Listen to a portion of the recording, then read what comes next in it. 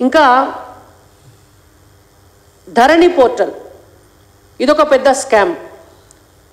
గతంలో ఉన్నటువంటి బీఆర్ఎస్ ప్రభుత్వం ఆనాడు ఉన్నటువంటి రైతుల భూములన్నిటినీ కూడా కబ్జా పెట్టి కొన్ని సామాజిక వర్గాలకు వాళ్ళ అనుయాయులకు ఎన్నడో ఊళ్ళల్లా దానం చేసినటువంటి జమీందారుల భూములన్నీ కూడా హస్తగతం చేసుకొని ప్రభుత్వ భూములన్నిటినీ కూడా ప్రైవేటు వ్యక్తుల పరం చేయడానికి తెలంగాణ రైతులను నిలువున ముంచి తీసుకొచ్చినటువంటి ధరణి పోర్టల్ దాదాపు కొన్ని వేల ఎకరాలు ఆనాడు బీఆర్ఎస్ పార్టీ నాయకుల హస్తగతమైంది ధరణి పోర్టల్ మూలంగాని తెలంగాణ రైతులందరికీ కూడా తెలిసినటువంటి అంశం.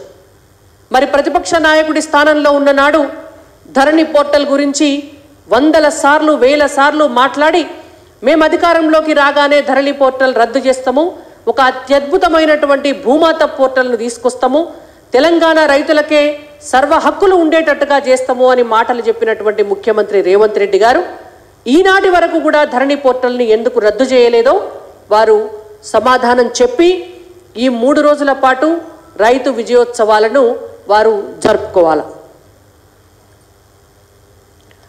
నేను ఇందాక చెప్పినటువంటి అంశం నకిలీ విత్తనాలు పురుగు మందులు సంబంధించినటువంటి అంశంలో వాటిపైన ఉక్కుపాదం మోపడంతో పాటు ఒక కొత్త చట్టం తీసుకొస్తామన్నారు. వీటి నియంత్రణకు ఒక కొత్త చట్టం తీసుకొచ్చి ఎక్కడెక్కడ నకిలీ విత్తనాలు తయారవుతున్నాయో పురుగు మందుల కంపెనీలు ఉన్నాయో వాటి సరఫరా ఎవరు చేస్తున్నారో వాళ్ళందరినీ కూడా అరెస్ట్ చేసి ఒక పీడీ యాక్ట్ పెడతాం వాళ్ళందరిపైన అని చెప్పినారు. మొత్తం బొక్కలు ఇరగ్గొట్టి మక్కీలు ఇరగ్గొట్టి జైళ్ళల్లో దోల్తా అని చెప్పినారు. అంటే మాటలు చెప్పడంలో రేవంత్ రెడ్డి గారికి వటిగానే నరం లేని నాలిక, మాటలే కదా ఏం పోయింది అని అనుకొని మాట్లాడతారు. ఈరోజు వరకు ఒక్క నకిలీ విత్తనాల కంపెనీనైనా మీరు పట్టుకున్నారా? ఒక్కరి మీదనైనా చర్యలు తీసుకున్నారా? ఎక్కడన్నా వీటిని నియంత్రించినరా? దానికి రేవంత్ రెడ్డి గారు సమాధానం చెప్పాలి.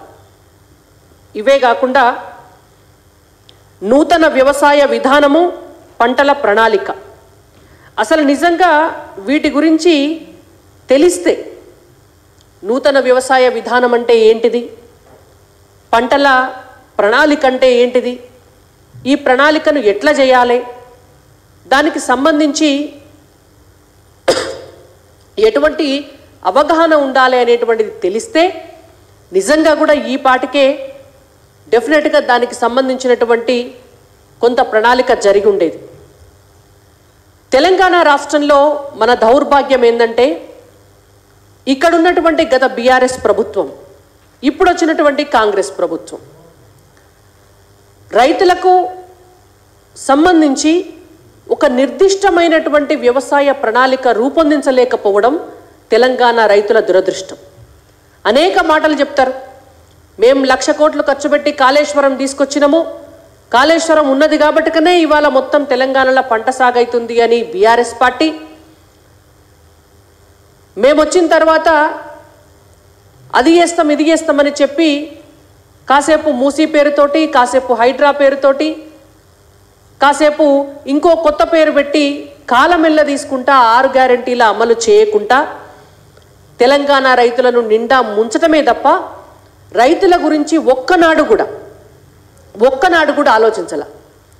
గతంలో నరేంద్ర మోడీ గారు 10 సంవత్సరాల క్రితం రైతులకు భూసార పరీక్ష చేస్తే ఏ పంటలు వాళ్ళు పెట్టుకోవస్తుందో ఏ పంటలు వాళ్ళు పెట్టుకోగలుగుతారో వాళ్లకు తెలుస్తుంది అని చెప్పి ఆనాడు అధికారంలోకి వచ్చిన మొదటి సంవత్సరంలోనే 90 కోట్ల రూపాయలు సాయిల్ టెస్ట్ కోసం రిలీజ్ చేస్తే ఆనాడు ఉన్నటువంటి తెలంగాణ రాష్ట్ర ప్రభుత్వం తీసుకున్నది. సాయిల్ టెస్ట్ లేదు, మన్ను లేదు, పైసలు తీసుకున్నారు గంతే. భూసార పరీక్షలు అటకెక్కినాయి. ఆ తర్వాత ఫసల్ బీమా పథకం తీసుకొస్తే తెలంగాణ రైతులకు పంట నష్ట పరిహారం అందుతుంది. నరేంద్ర మోడీ గారికి ఎక్కడ పేరొస్తుందో అని చెప్పి ఏడాది తిరగక ముందే ఆనాడు బీఆర్ఎస్ పార్టీ ఫసల్ బీమా పథకాన్ని అటకెక్కించింది. ఇవాళ కాంగ్రెస్ పార్టీ అదే పని చేసి ఫసల్ బీమా పథకం కాకపోతే మీరు ఇవ్వండి ఏదైనా కొత్త పథకం పెట్టి నష్టపోయినటువంటి రైతులకు అంటే అది ఆనాటి బీఆర్ఎస్కు చేతగాలే, ఈనాటి కాంగ్రెస్ పార్టీకి చేతనైతలేదు. సీడ్ బౌల్ ఆఫ్ ఇండియా చేస్తా తెలంగాణను అని చెప్పినారు గతంలో కేసీఆర్ గారు. ఆ తర్వాత వచ్చి రైతు రాజ్యం చేస్తా తెలంగాణను అని చెప్పినారు రేవంత్ రెడ్డి గారు. ఇవాళ నకిలీ విత్తనాలను కనిపెట్టేటటువంటి పరిస్థితిలో కూడా, అరికట్టేటటువంటి పరిస్థితిలో కూడా, ఆ మాఫియాను అరికట్టే పరిస్థితిలో కూడా కాంగ్రెస్ పార్టీ లేదు.